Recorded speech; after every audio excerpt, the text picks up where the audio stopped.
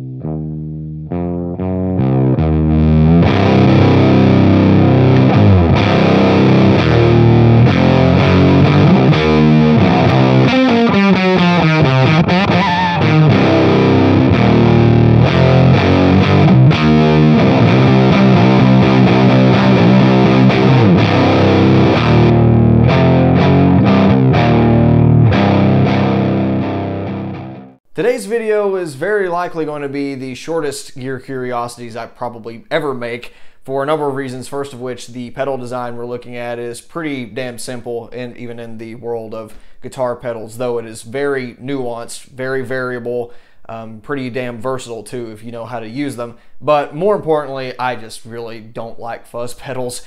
So I thought I'd use this video as much as a, I guess, opportunity to talk about why I don't particularly like to use them and why you probably won't see fuzz products on this channel. If you do like fuzzes, you'll probably have to go somewhere else to see that kind of stuff. Not to say they're bad products or not to say that they don't have some very cool use cases, just it's not up my alley. But I guess that brings us to this individual Frankenstein of a pedal. So I actually have had this for about a year, I guess. I had some in-store credit at the last place I was living, and it just came out to be the exact amount this was. I think this cost like 40 bucks, maybe less. And there's really nothing else I saw, and there was like, yeah, I don't really want anything like strings or accessories. So you know what? Screw it. Let's see what's under the hood of this thing. Let's see if it actually works, since I wasn't really spending much extra money on it.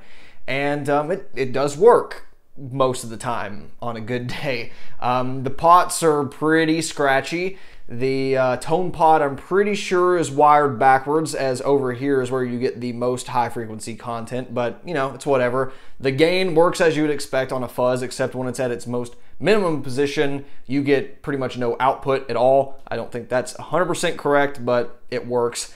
The 9-volt power in on this side doesn't work at all. I've tried to reconnect it and see what's up with that, but it just simply doesn't work, so I disconnected it, and so therefore you can hear that and a 9-volt battery rattling around. The knobs are really janky. You can see they're not spinning on axis. They're just kind of drilled in there to get it to work.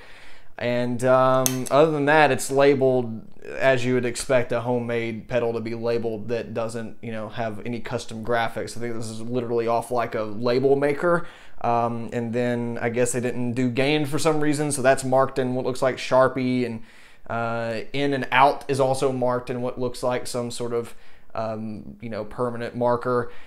And that's pretty much the pedal. And it's all enclosed in this custom made aluminum chassis, which I think weighs more than all of these pedals combined. You could kill someone with this thing. So it's kind of cool. It has like this homebrew, almost Soviet Russia aesthetic thing going on. You could totally see this, you know, like if you're playing one of the Metro video games, you could absolutely envision this being played by like some new age rock band in the underground metros. So removing the back cover will reveal the competent but less than stellar assembly job of this. So I certainly can't really knock it myself, because when I first heard this, I thought it was going to be a lot worse than it is. But You know, everything's like shrink wrapped, and it actually looked okay, aside from the switch and the PCB being gunked in what I assume is hot glue to keep from further tampering. So if there was something wrong with this, I'd probably just toss it and start anew with the chassis that has been provided. But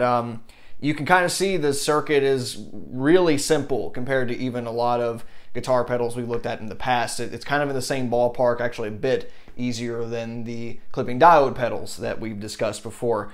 And there's an interesting thing with fuzzes that make it to where I don't like using them for a lot of the music I play, which is a shame, because some of my favorite sludge and doom, even classic guitar tones, come from fuzzes. The first of which is the whole germanium clipping sound. It's one of those things, like, I either love it or hate it, and a lot of the times with the amps I play and the way I play, I don't like the way I make them sound. This pedal certainly falls more towards that traditional bass heavy, woofy, warm fuzz tone, not so much like the op amp brighter, aggressive sounds you might hear from the likes of Smashing Pumpkins, you know, in their early albums. I think Electro Harmonix makes one now as well. And that's not necessarily a bad thing, but it changes the way that I have to use this thing to achieve a tone that I like, at least the way I play. And that's partly due to the next weird thing about fuzz pedals. The input impedance is really low compared to a lot of other guitar gear. So especially with, you know, modern higher end pedals, they will specifically advertise a high impedance, and that will preserve the high frequency content of your guitar. So if you're playing through something like a clean boost from Fortin, or any number of overdrive pedals, or anything that you want to be more transparent, it doesn't muck up your tone, then a lot of that stuff has high impedance and it doesn't really mess with your guitar circuit much. This thing, on the other hand, kind of really directly interacts with your guitar pickups. It loads the circuit in a way that is totally different than all those pedals I previously mentioned, and in that way it interacts with those high frequencies more directly. Now, you can make the high frequency interaction a bit more predictable if you use a buffer pedal in front of a fuzz, though I know that's probably a sacrilege statement to a lot of fuzz purists out there. But for me, I find the tones that I want out of these things do sound more the way I want them to when I use a buffer pedal, whether it be another overdrive and boosting it or just a plain buffer. And that's why I think a lot of people don't particularly love the fuzz models in a lot of amp modelers, because it's always buffered. There's no way to unbuffer a buffered signal. Of course, you can model different impedances and stuff and get it closer, but it's never quite the same as, you know, really changing the load on your guitar circuit. There's no right or wrong way to go about that, and I'll show you a couple different instances of using a buffer in front or not. But for me, it's not a night and day difference regardless, but I do like having the whole tone or treble control, whatever it may be that much more intuitive. As I mentioned earlier, many fuzz players are using their pedals to chase the coveted tones, the likes of Jimi Hendrix or David Gilmour, but you can certainly get some pretty cool amp sounds that maybe the source material wasn't even using a fuzz pedal on. For instance, Masters of Reality and Volume 4 from Black Sabbath kind of spawned their own subgenres of doom and stoner metal, and you got guys like Electric Wizard who rely heavily on fuzz effects to get their sound, even though what inspired them to begin with was just a boosted Laney. Iommi didn't use a fuzz. Another example would be the band Sleep, who kind of resides in that same sort of genre, whose guitarist, Matt Pike, he's never used a fuzz pedal. It's all just cranked oranges or some sort of Marshall, or for High on Fire, Soldano, but you can kind of achieve a similar sort of vibe with a big Muff, as I show in the demos you'll hear shortly. So that's kind of generally what I think of when going after fuzz pedal tones. Anything past, you know, drop 6-string tuning, you can just take this right off your pedal board. You know, I don't know anyone that's using a 7 or 8 string with a fuzz. If you can make that sound good, let me know, because I'll be super impressed. But I guess we'll go over a few tone clips of what I kind of was able to get out of this. We'll be using this Mesa Mark IV as an amp platform. I'll show you all the settings. This isn't like super ideal. You know, if I had like a Marshall Blues Breaker or kind of a lower wattage plexi, I think that'd be a pretty good substitute as well. But, you know, this thing's super versatile. I've kind of got it dialed into those sounds across the 3 channels we'll be using.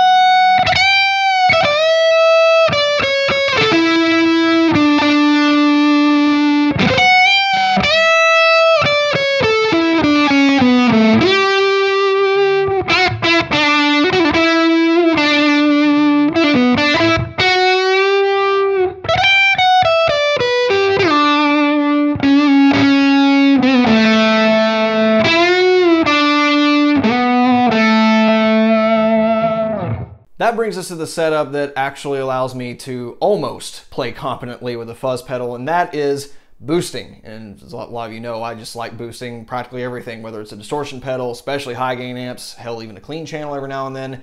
And I've seen people use damn near everything to boost fuzz. I've seen people use the Fort and Grind. You can use an asymmetrical clipping diode pedal like the Wild Overdrive, or its equivalent, the Super Overdrive from Boss. Today we'll be using a mini Ibanez Tube Screamer, since it's, you know, kind of a more smooth clipping diode distortion, and I think it's pretty well representative of what a lot of people do. That gives you a couple advantages. Number one, you have a level control to, you know, control exactly how much you're boosting this with just pure volume. You have tone, which can cut the lows, boost the high mids, make something a bit more articulate, which is what I like to hear. And you can cascade that overdrive sound in the clipping diodes into whatever sort of gain structure is going on in here. Of course, that has some drawbacks for a lot of players that like to ride their volume or tone knobs to change the sound and feel of their fuzz. You don't really get that in this setup. I'm not one of those players, so it's not really a big deal to me, but if you do rely on that setup to change a single channel amplifier from completely clean to a little bit of dirt to full-blown high gain, then you'll probably be missing that in this setup. And of course, all that comes with using a more high impedance pedal in front.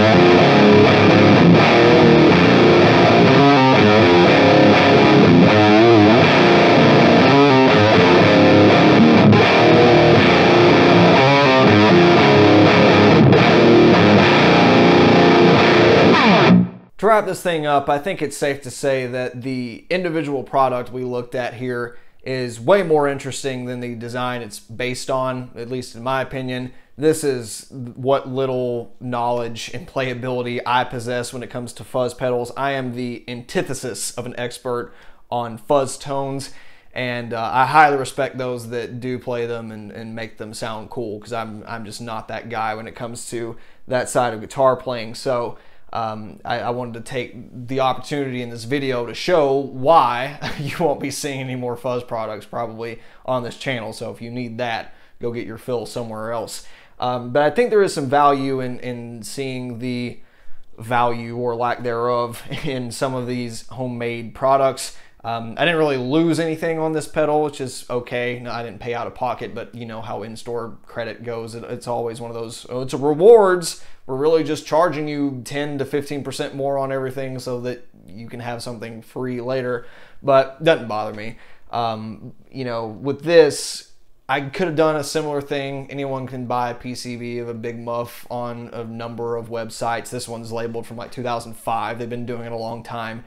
You can source all the parts, cobble it together in your shed or garage and make something that works. But even if you follow the circuit, you know, exactly like for like, you are very likely not going to end up with something that sounds identical between all the, you know, the individual component qualities, all the errors associated with that. If your soldering job is crap, then you're not going to get good contact and all that. And this is kind of one of those instances where, like, yeah, it does the job, but I would much rather spend another 10 to 15 bucks on a used version of something that's coming from a reputable manufacturer, because that's all you're really saving here. And if you were to do this outright on your own stuff, then by the time you add in all the enclosures and stuff, then you're getting right up there where you could have just bought a used version of a otherwise reputable product. That's not to say there isn't value in tinkering with this stuff. If you enjoy that, if you like making your own electronics or you know, have an interest in doing that for a living at some point, then absolutely go for it. But I think there is a bit of grass is greener on the other side type of mentality when people see, oh, well, this pedal costs this much, so that's ridiculous. A lot of times you're not really paying for the pedal design, you're not paying for the amp design, you're not paying for the guitar design, you're paying for the quality of the materials, the craftsmanship, and there's plenty of instances where it's overpriced and it's totally not worth it. But there's instances where the supply chain and the time to build and all that really do culminate in a fair price. It may not be palatable, but it is probably fair. So I guess this would be a cautionary tale of, yeah, it works, kind of. It does have some problems. But a lot of the times, if you're into this kind of territory when it comes to homebrew guitars or pedals, a lot of the times you're better off saving up just a little bit more for something that you can count on. And you got to be careful with that. Just because it's a reputable brand doesn't mean the product is reputable in and of itself. So I guess that wraps it up. This was sort of interesting. Definitely made me step outside of my comfort zone a few times, relearn some riffs or leads that I've not played in like 8 to 10 years. So that was kind of fun. But yeah, that'll probably do it. So I've thought about what I want to do with this pedal after making this video, because I have no intention of playing this ever again. And of course, selling is an option, but I really don't want to charge someone money for this. I don't even think I'm going to recoup the cost that I paid for it. But I think what I want to do instead is give it away, and you can keep an eye on the community tab of this channel or watch your sub box for that to pop up. That's probably where I'm going to put the details out for how to win this. I can tell you right now the rules are not going to be all that complicated, and considering the channel audience who may be interested in this and probably won't be interested in this, then I can say with a fairly high degree of confidence that if you want it, you have a good chance of getting it. So just keep an eye out for that, and you could win a free homebrew Big Muff pie.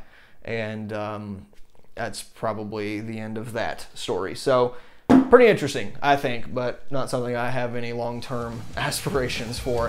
Thank you for watching as always. Any questions, comments, please leave them down below. We will see you next time. Bye.